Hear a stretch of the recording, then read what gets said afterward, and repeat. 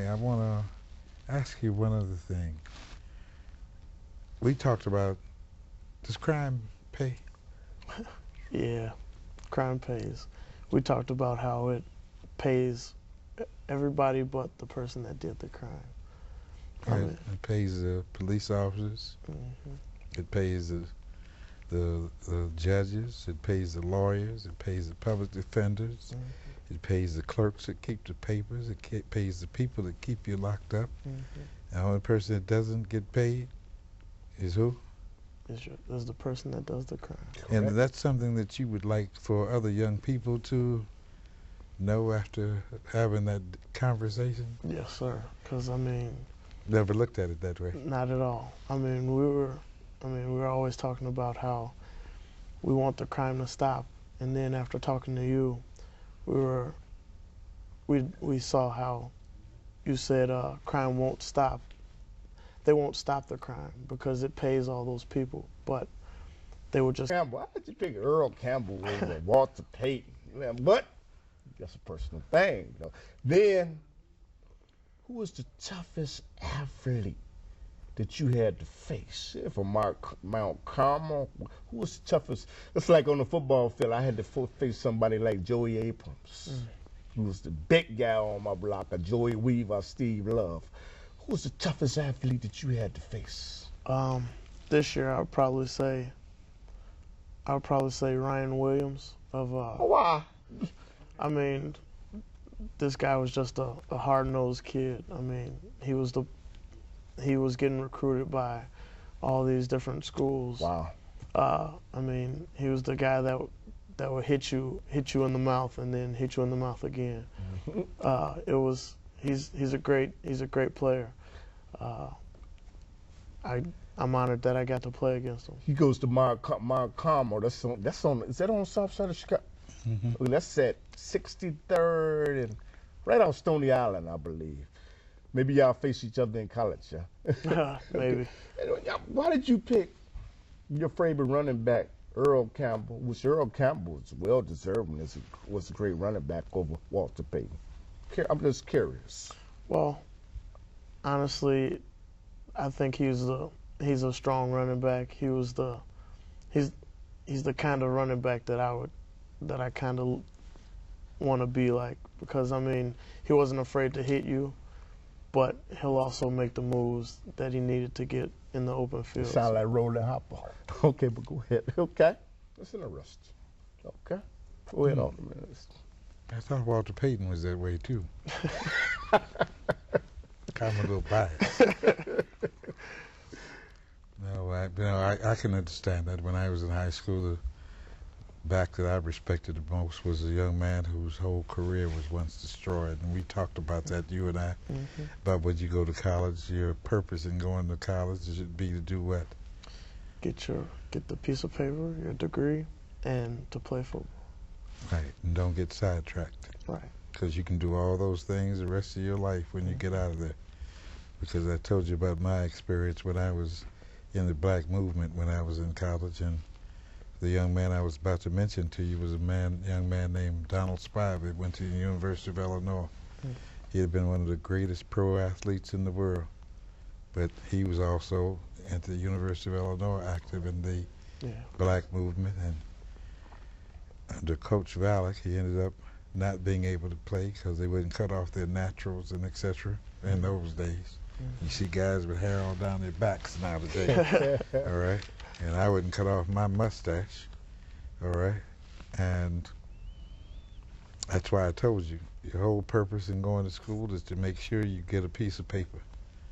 Most athletes go to college and they don't get a piece of paper. I got a piece of paper. I got a degree in social work. You know what? Oh, you finished? I'm through. Okay, you are a good student. Can you talk to individuals that may be on the borderline, people that are having a difficult time in school, and can you give them some type of inspiration if they're on the borderline between failing and making it? Can you give them some type of inspiration by talking to them? Well, education should be number one. You go to school to get an education, not to play sports or do this or do that. You You're there for, Sports is just a tool. yes, sir. Yes, sir. Sports is just something to pass the time, that a fun activity that you do, but school should be number one. I mean, I do all right in school, and I'm on football. I'm on football and two other sports, and plus I'm in different activities. I'm a retreat leader and all this kind of stuff. Wow. And you do little rhythm and blues singing. Yeah, I'm a singer. It's interesting. You know, when we talked about that, I expected you to say that I'm a rapper. And I was very surprised when you said I'm a rhythm and blues person. Yes, sir. What's your favorite rhythm and blues song? See, there's no favorites for me, because there's just so many different styles that it's just like you can't really just choose one. There's such a large variety that you can't just choose one and that's it. So What songs do you like, though? ooh, there's so Just many. one. I would have to say I like Music Soul Child. I like his song "Teach Me." It's a new song, "Teach Me How to Love." I like that song a lot. I heard him perform it. I saw him perform it live on TV. It's pretty nice. Now you're at your high school. Can you talk about some of the teachers? Because there's some teachers that may see this that have really inspired you, that have really brought the best out of you. Some of the teachers besides the football coach. Cool. And why? This year, I would have to say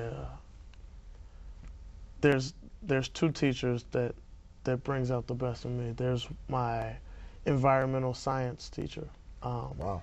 This is environmental science. What do you mean by that? It's environmental earth science. It teaches you about the Earth's landscapes and how to save the environment and how to help out in things that are damaging the different environments and stuff like that. So, but this teacher, Global warming, does that have to do with all that? yeah, that stuff like that. So you know about all that kind of stuff. Yes, sir. Wow. Yes, sir. The ecosystem. hmm Okay. But she brings out the best in me because she knows she's hard on me for everything. But I mean, like, it's because she wants me to do the best that I can. No pain, no gain. Exactly.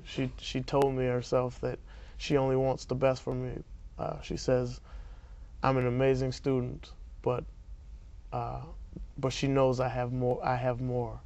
And she said all she wants is for me to give it. So I had a teacher like that at Kennedy King called Mr. Sprague. He taught humanities. He piled the homework on, but it brought out the best in me.